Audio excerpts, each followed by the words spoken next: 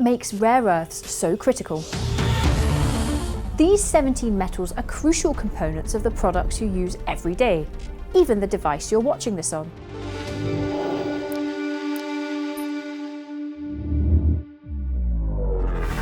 Rare earths are in almost every modern electronic good. Neodymium, for example, makes magnets that go into electric vehicles and wind turbines. Gadolinium is used in lasers and as a contrast agent for MRIs.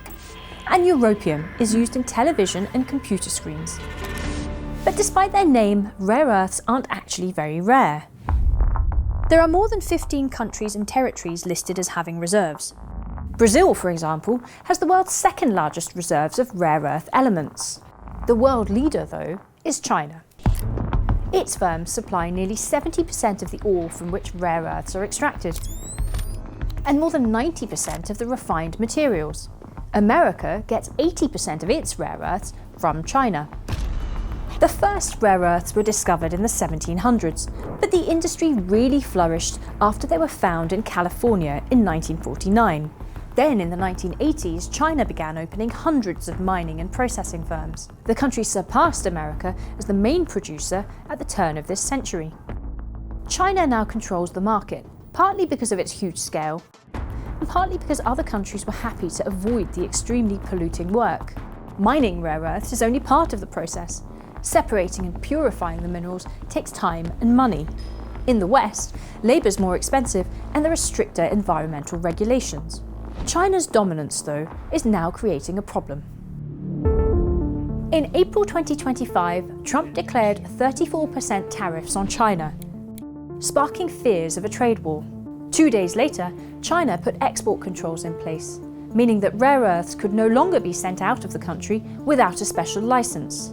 Further restrictions were announced in October, though a 1-year delay was agreed after talks in South Korea. From 0 to 10, with 10 being the best, I would say the meeting was at 12. China's become more willing to hold up the supply of rare earths, but the world still needs them. The year-long truce might lead companies and governments to relax, but China knows the power of its rare earth weapon and will only be tempted to use it again. That means alternative options need to be developed. So what could they be? To reduce America's reliance on China, Donald Trump's Defense Department has become the largest shareholder in the country's only rare earths producer, MP Materials. Brazil and Australia also have large reserves. Anthony Albanese, Australia's Prime Minister, has signed a deal with Trump to cooperate on mining projects across the two countries. Today will be seen as a really significant day in our relationship. But it will take years to ramp up production to the levels needed to satisfy demand. Alternatively, recycling could reduce the amount of new rare earths that need to be extracted in the first place.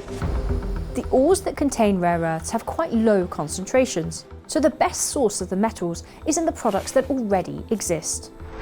Apple has committed to a $500 million partnership with MP Materials to make magnets from recycled rare earths. We're thrilled to work together on a cutting-edge rare earth recycling line in Mountain Pass, California. This too will take years because there's a chicken and egg problem.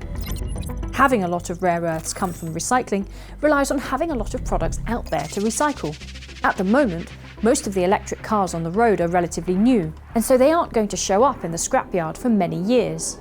Another approach is to find alternatives to rare earths. After China banned the export of the elements to Japan in 2010, Japanese firms developed a heavy, rare earth-free magnet for hybrid vehicle motors. Other car makers are now following suit. Alternative materials are also gaining favour. For example, scientists have been synthesizing tetrataenite. In nature, it's found in some meteorites. It has magnetic properties similar to those of rare earth metals. Scientists have been able to make tetrataenite in labs since the 1960s, but it's slow and expensive. Now they're looking at ways to speed things up and get the price down. Consistent investment is perhaps the most important way to see change. In the past, when China has restricted and then restored the supply of rare earths, companies have reduced investment into alternatives. But now that China's using its power over rare earths more often, the rest of the world has a strong reason to keep investing.